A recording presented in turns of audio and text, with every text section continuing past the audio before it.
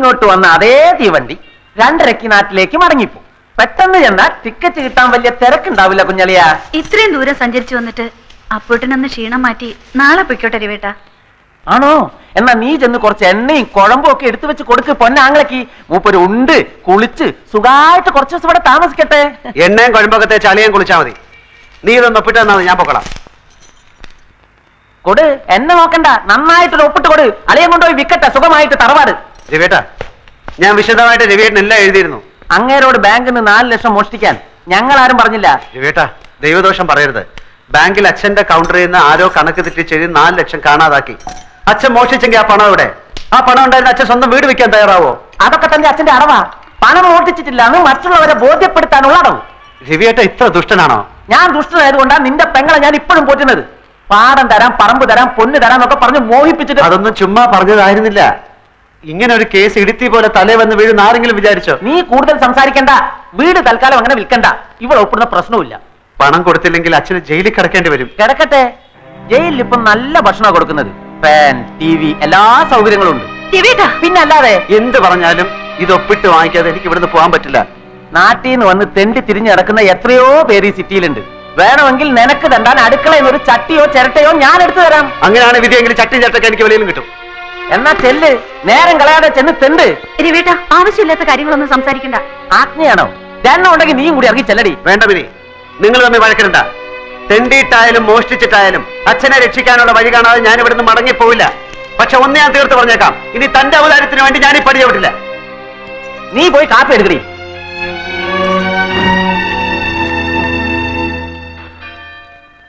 അവൻ നൂറുദ്ദീൻ, നൂറ് എന്ന് ചെറുതാക്കി വിളിക്കും. എന്റെ ബാല്യകാല സുഹൃത്ത്. അവൻ ഈ നഗരത്തിലാണ്. ഇവിടെ മാമ ബീരാനിക്കയുടെ കൂടെയാണ് നൂറിന്റെ താമസം. മാമയുടെ കച്ചവടത്തിന് സഹായിക്കലാണ് പണി.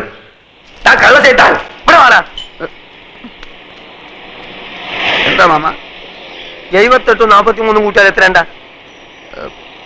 8ഉം 3ഉം 11. പിന്നെ 7ഉം 4ഉം 11, 121. അല്ലേ? ഇതെത്ര? അത് 111. ഇങ്ങനെയാണ് കണക്ക് ചെയ്താൽ 10 രൂപയ്ക്ക് എന്റെ വാപ്പ ഉണ്ടായി തരുമോ? ഇയാളെ മുടിപ്പിക്കാനായിട്ട് കുടിക്കാനല്ലേ?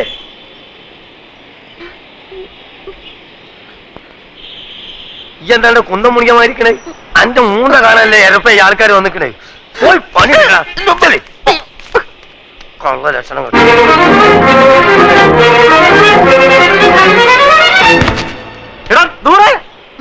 എന്റെ അല്ലോ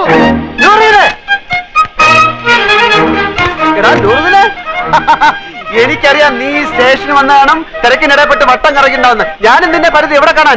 നിന്റെ ഈ മുടിഞ്ഞ കട കണ്ടുപിടിക്കാൻ ഞാൻ എവിടെയൊക്കെ അന്വേഷിച്ചു. നീ പണം നിങ്ങൾക്ക് കുടിക്കാൻ എന്ത് ജ്യൂസാ വേണ്ടിയത്? ഗ്രേപ്പ്, പൈനാപ്പിൾ, ഓറഞ്ച്, മാംഗോ, സാത്തുകുടി? ഇനി എനിക്ക് എന്തിനാടാ ജ്യൂസ്? നിന്നെ കണ്ടപ്പോ തന്നെ എല്ലാ ജ്യൂസും ഒരുമിച്ച് കുടിച്ച പോലെ ആയില്ലേ? എവിടെ നിന്റെ അർത്ഥ കൈക്ക് ഉപ്പ് തേക്കാത്ത മാമ?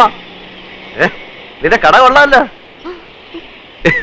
നിന്റെ മാമ തട്ടിപ്പോയാല് പിന്നെ ഈ കട നിനക്കായിരിക്കും അല്ലേ?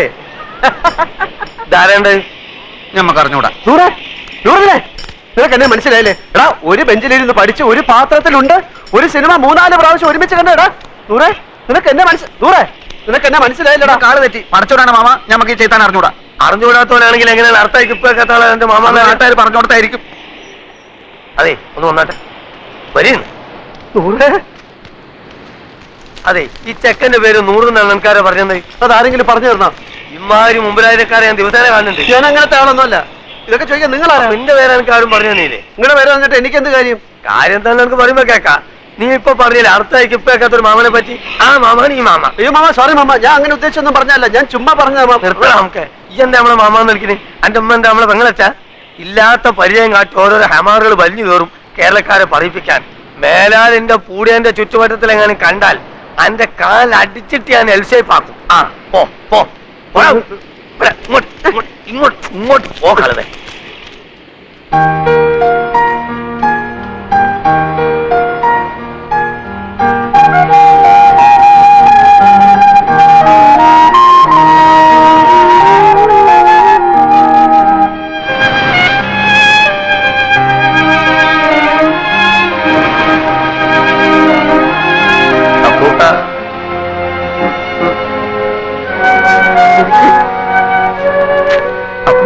ഈ കടപ്പുറം നിന്റെ തറവാട്ട് അറിയാമല്ല. നിനക്ക് എന്നെ അറിയില്ലല്ലേടാ പൊന്നി. എടാ സ്കൂളിൽ പഠിക്കുമ്പോൾ ഞാൻ നിനക്ക് എത്ര ഐസിക്ക് വാങ്ങിച്ചു തന്നിട്ടുണ്ടോ? എടാ എല്ലാ കണക്ക് പരീക്ഷയ്ക്ക് നീ എന്റെ പേപ്പർ കോപ്പി അടിച്ചല്ലേടാ ജയിച്ചത്. എടാ 8ാം ക്ലാസ്സിൽ പഠിക്കുമ്പോൾ ഹൈമാവതിയുടെ ചോറ് കട്ട് നിന്നതിനെ നിന്നെ സ്കൂളിൽ സസ്പെൻഡ് ചെയ്തപ്പോൾ ഞാനല്ലേടാ കുറ്റം ഏറ്റെടുത്ത് നിന്നെ രക്ഷിച്ചത്. പറയടാ. കഴിഞ്ഞ എന്ത് കഴിഞ്ഞാന്ന് പറഞ്ഞു കഴിഞ്ഞോന്ന് കഴിഞ്ഞെങ്കിൽ ഞമ്മക്കും ചിലത് പറയാനുണ്ട്. എനിക്ക് കേൾക്കണ്ട. എന്നാ ചെവി പൊട്ടിക്കളാം. പലിശക്ക് പണം കൊടുക്കുന്ന മാമാന്റെ ആട്ടും തുപ്പും സഹിച്ചിട്ട് നമ്മളിവിടെ കയ്യാ. എന്തിന്? മൈമുനേനെ മറ്റാരും തട്ടിക്കൊണ്ടുപോകാതിരിക്കാൻ വേണ്ടി. ശമ്പളമില്ല, നല്ലൊരു ഷഡ്ഡി വാങ്ങാനുള്ള പൈസ പോലും അയാൾ തരില്ല. സഹിക്കുക. അങ്ങനെ ഇരിക്കുമ്പോ കഴിഞ്ഞ കൊല്ലം നാട്ടിൽ നിന്നൊരു പകയം വന്ന് ചാടി.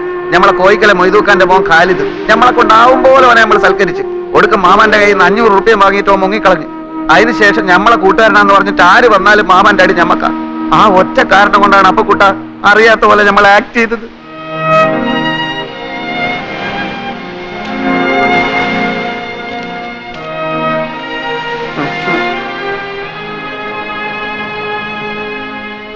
എന്നാലും ഒരെന്നാലുമില്ല.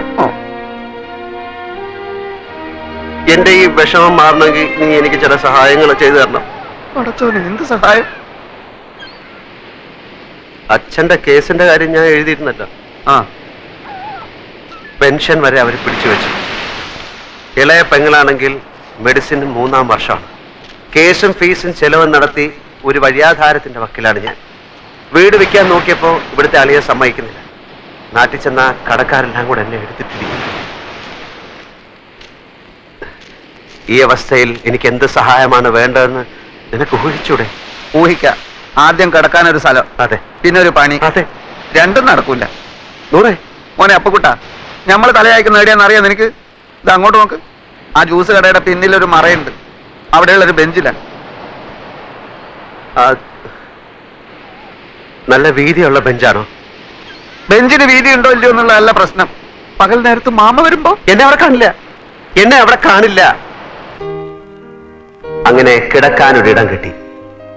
എവിടെ പോയി എന്ത് ജോലി തേടണമെന്നറിയാതെ നടന്നപ്പോഴാണ് കയ്യിൽ വന്നു വീണ ഒരു പത്രത്തുണ്ടിൽ ഒരു പുതിയ പെയിന്റ് കമ്പനിയിൽ സെയിൽസ് റെപ്രസെന്റേറ്റീവിനെ വേണമെന്നറിഞ്ഞത്.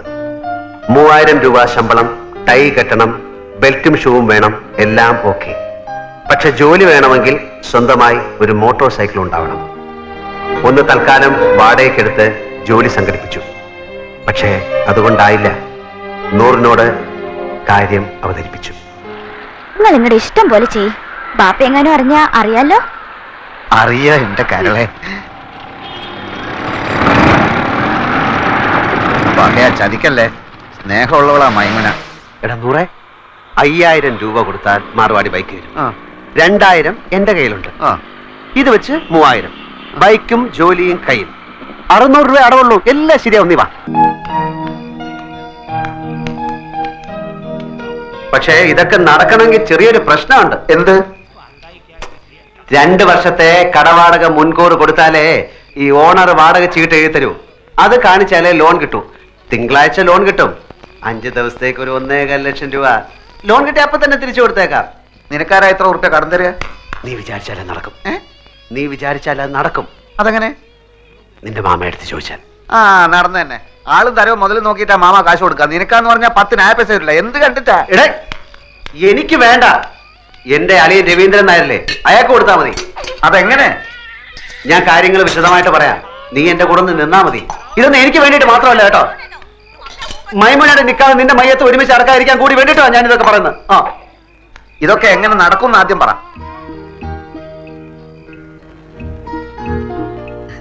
ഞമ്മളിപ്പോ വന്നത് മാമാന്റെ അടുത്ത് ഒരു രഹസ്യം പറയാനാണ്.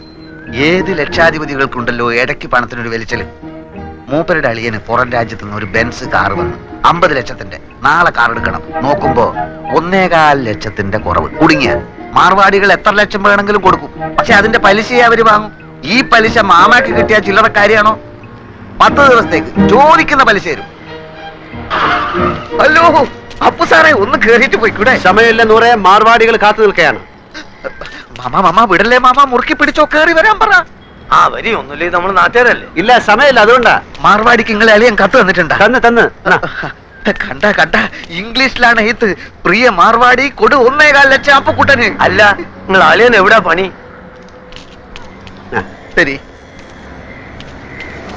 ഇന്ന എവിടെയാ താമസം? എല്ലാം ആ കാർഡിലുണ്ട്.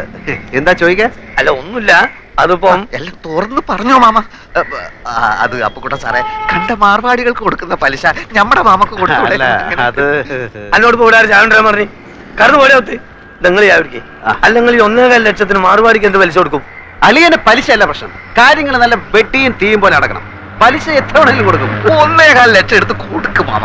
ഇവിടെ ഉദ്യോഗമോ ബിസിനസ്സോ ഇല്ലാത്ത ആൾക്കൊന്നും പണം കൊടുക്കൂല. ഒരു കാര്യം ചെയ്, ഞാൻ നാളെ നിങ്ങൾ അളിയന്റെ വീട്ടിലേക്ക് വരാം. നിങ്ങൾ അവിടെ ഉണ്ടാവുമല്ലോ. നാളെ ഞാൻ ഉണ്ടാവില്ല, ഞാൻ ഡൽഹി വരെ ഒന്ന് പോകും. അതെന്തിന്? ഒരാളെ കാണാൻ 3-4 ദിവസം കഴിഞ്ഞ് വരും. എന്റെ കൽവേ ഇങ്ങോട്ട് അടിച്ചോനെ ബാപ്പ. നൂറേ, എടാ നൂറേ, എന്താ മാമ? എന്റെ കൂട്ടുകാരൻ പോവാണ്. 100 രൂപ വാ. ഇല്ല, ഓൻ വരുന്നില്ല, ഓൻ ഇവിടെ പണിയുണ്ട്. നിങ്ങൾ പോയിക്കോളി. അപ്പൊ ശരി. ലേശം കാര്യം. എന്ത് കാര്യം മാമ? ഈ എന്തിനാണ് ഇപ്പൊ അർജന്റ് ആയിട്ട് അടുക്കളയിൽ പോയത്? കപ്പ് ഉണ്ടോക്കെ? എടാ പ്രായം കഴിഞ്ഞ ഒരു പെൺകുട്ടിയില്ലാവത്ത് എത്ര കിട്ടിയാലും പഠിക്കൂലെന്ന് വെച്ചാൽ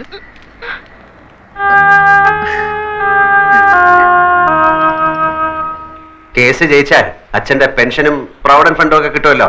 അപ്പൊ തിരിച്ചു കൊടുക്കാം. അതാ തൽക്കാലം കടം വാങ്ങാന്ന് വിചാരിച്ചത്, അല്ലാണ്ട് വേറെ വഴിയില്ലല്ലോ. വീട് വിൽക്കാൻ രവിയേട്ടനെതിരെ നിൽക്കുന്നിടത്തോളം കാലം ഇങ്ങനെ വല്ലതും നോക്കുന്നതാ നല്ലത്.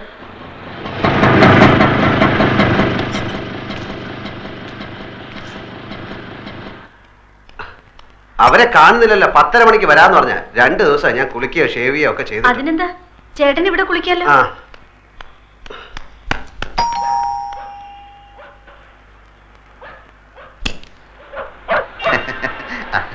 ബീരാനിക്ക വരുമെന്ന് പറഞ്ഞിരുന്നു. വരൂ വരൂ, ചേട്ടൻ ഇപ്പൊ കുളിക്കാൻ കയറിയതേ ഉള്ളൂ. ഇത്ര നേരം കാത്തിരുന്നു. ഇരിക്കൂ. രവീന്ദ്രൻ നായർ മിസ്സിസ് ആണല്ലേ? അതെ ചേട്ടാ, ദേ കാശിന്റെ ആൾക്കാർ വന്നു.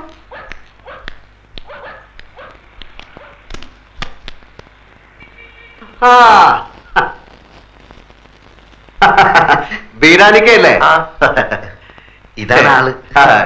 ഞാന് ഷേവ് ചെയ്തോണ്ടിരിക്കുകയായിരുന്നു. അല്ല, നിങ്ങൾ ഷേവ് ചെയ്യുമ്പോ പുരികം പൊരിക്കല്ലോ, അത് തലയിൽ കൂടെ ടൈം ഇല്ല, ധൃതി തേച്ചപ്പോ എല്ലായിടത്തോടെ ആയിപ്പോയി. ഞാൻ ഓഫീസിൽ പോകാൻ ലേറ്റ് ആയി. നിങ്ങൾ വരുന്നുള്ളത് കൊണ്ട് ഞാൻ ഇപ്പൊ എളുപ്പം ധൃതി തേച്ചപ്പോ ലേറ്റ്. ഇല്ല, നമ്മൾ എത്ര വേണമെങ്കിലും രാഹുകാലത്തിന് 2.5 മിനിറ്റേ ബാക്കിയുള്ളൂ. ഞാൻ ബീരാനിക്കെ പോലെ ഒരു വലിയ മനുഷ്യന്റെ ആദ്യമായിട്ട് ക്യാഷ് വാങ്ങിക്കാമല്ലോ. അപ്പം നമുക്ക് ലേറ്റ് ആക്കട്ടെ, രാഹുകാലം തെറ്റിക്കാതെ. ദിലിപ്പത്തിന്റെ ഒപ്പിട്ടേക്ക്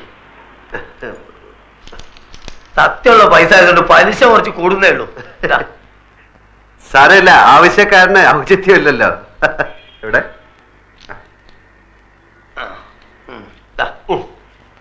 ഇതൊരു 40 ഉറുപ്പ്യയുടെ കുറവുണ്ടാവും. കാരണം ഞാൻ ഓട്ടോറിക്ഷ എടുത്ത് വന്നാണ് ഇങ്ങോട്ട്, അതിന് കൊടുത്ത്. നിങ്ങൾ ആവശ്യത്തിന് സാരമില്ല, ഞങ്ങൾ ആദ്യമായിട്ടാണ് അന്യനായ ഒരാളുടെ കയ്യിൽ നിന്ന് പൈസ കടം വാങ്ങിക്കുന്നല്ലേ. ഞാനും ആദ്യമായിട്ടാണ് ഇത്ര വലിയൊരു എമൗണ്ട് കടം കൊടുക്കണേ. ഇങ്ങനെ ഒരു നിവർത്തിയോട് വന്നതുകൊണ്ട്. പിന്നെ ഞാനൊന്ന് കുളിച്ച് റെഡി ആയിട്ട് വരാം. Okay okay okay. അപ്പൊ ഇന്ന് 11, അടുത്ത 21-ന്. അതെല്ലാം നമ്മൾ പറഞ്ഞ മാതിരി 100 പറഞ്ഞില്ലേ? 100 പറഞ്ഞു, എന്നാലും പോരല്ലോ, നമ്മൾ തമ്മിലൊന്ന് ഉറപ്പിക്കണ്ടേ. ഞാൻ വാക്ക് മാറില്ല ബീരാനിക്ക, നിങ്ങൾ ധൈര്യമായിട്ട് എന്നാ പിന്നെ നമ്മൾ പോയിട്ട് വരാം. ശരി, നമ്മളെ പറഞ്ഞ പോലെ. മാനേജർ സർദാർജി തിങ്കളാഴ്ച ലോൺ ശരിയാക്കാം എന്ന് വാക്ക് തന്നു. 100 സന്തോഷം കൊണ്ട് തുള്ളിച്ചാടി. എടാ 100, every dog has A day എന്നൊരു ചൊല്ലുണ്ട്. എന്ന് വെച്ചാല് എല്ലാ നായിന്റെ മക്കൾക്കും ഒരു ദിവസം ഉണ്ടെന്ന്. അത് ശരി.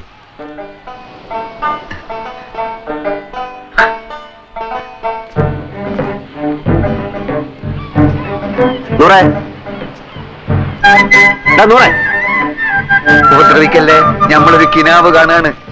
പണമില്ലാത്ത ഒരു കിനാവ് കാണാൻ പാടില്ല എന്നാ പറയാ. നമ്മളിൽ ഇപ്പൊ പണമുണ്ടല്ലോ, നമ്മളും കാണട്ടെ ഒരു കിനാവ്. വലിയ നിധി കിട്ടിയവൻ കാണുന്ന ഒരു കിനാവ്, കിനാവ്, കിനാവ്. വലിയ പാദുഷമാര് കാണുന്ന ഒരു കിനാവ്, കിനാവ്, കിനാവ്. മാനേജർ വന്നിട്ടുണ്ട്. ഞാൻ ചോദിച്ചു, ഇനി പറഞ്ഞ പോലെ ഒന്നല്ല, ആള് ഭയങ്കര ചൂടന, എല്ലാരും ഇട്ട് ചാടിക്കുന്ന കണ്ടു. എടാ അതൊക്കെ ബാങ്കില്ല, എന്നോട് വലിയ കാര്യമാണ്. നീ വാ, ഞാൻ കാണിച്ചു തരാം.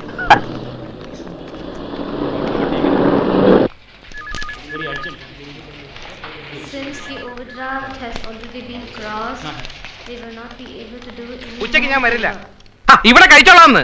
ഇവിടെ നേരത്തെ ഇരുന്ന മാനേജർ ഒരു സർദാർജി മൊത്തം കൊളമാക്കിട്ട് പോയിരിക്കാണ്. വേണമെന്ന് പറഞ്ഞില്ലേ?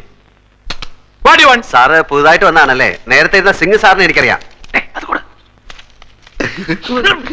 എന്താ പറയുന്നത്? സാറിന് പൂ സാറിന്റെ പൂ എടുത്തോണ്ട് പോണോ? പൂ എനിക്ക് അലർജിയാ. പോ. സർ, ഞാനൊരു ലോണിന് അപ്ലൈ ചെയ്തിരുന്നു 2 വർഷത്തേക്ക്. ഒരു കട എടുത്തിട്ട് വരാമെങ്കിൽ ഉടനെ ലോൺ തരാന്ന് പറഞ്ഞു. ആര്? സിംഗ് മാനേജർ. അയാളല്ലേ പറഞ്ഞത്? ഞാൻ പറഞ്ഞിട്ടല്ലോ, അയാൾ പോയി. ഞാൻ ആർക്കും ലോൺ കൊടുക്കാറില്ല. സാർ അങ്ങനെ പറയരുത്. എന്ന് പറഞ്ഞാൽ ഞാൻ- 1.4 ലക്ഷം ഉറുപ്പ്യ ഇരട്ടി പലിശക്ക വാങ്ങിയത് ഇവനേതാ? എന്റെ സുഹൃത്താണ്. ഇവൻ ആദ്യം പിടിച്ച് പുറത്താക്കെ. ഇവനെ കണ്ടപ്പോഴേ എനിക്ക് അലർജി അറിയാതെ പിടിച്ച് പുറത്താക്കെ. ഞാൻ ഒന്ന് സോപ്പിട്ടിട്ട് വരാം. പോ. സർ, സർ, എന്താ തന്റെ പേര്? അപ്പുക്കുട്ടൻ. ആപ്ലിക്കേഷനിൽ ജി അപ്പുക്കുട്ടൻ നായർ ചേരയിലെന്നാണ്. സാറിന്റെ പേരെന്താണ്? ഇയാളുടെ കൂടെ പോയി തന്റെ ആപ്ലിക്കേഷൻ തിരിച്ചു മേടിച്ചോണ്ട് പൊയ്ക്കോളൂ. സാർ, ഞാനൊരു മലയാളിയാണ് സാർ. അതുകൊണ്ട് എന്നെ തരില്ലെന്ന് ഉറപ്പിച്ചത്. മലയാളിയിൽ നിന്ന് കേട്ടാ എനിക്ക് അലർജിയാ. സാർ, ഞാൻ ആത്മഹത്യ ചെയ്തു സാർ. ലോക ചരിത്രത്തിൽ ഇന്ന് വരെ ബാങ്ക് ലോൺ കിട്ടാത്തതിന്റെ പേരിൽ ഒരാൾ ആത്മഹത്യയായിട്ട് ഞാൻ കേട്ടിട്ടില്ല. ആ കണ്ടിട്ടാണോ? Please get out. Sir, please sir. പിടിച്ച് പുറത്താക്കണോ? Sir, please sir. ഓടോ. പറയുന്നു കേട്ടോ. രാവിലെ ഞാൻ ഓരോരുത്തന്മാർ കെട്ടിയെടുത്തോളൂ. പൂവും കായും അവന്റെ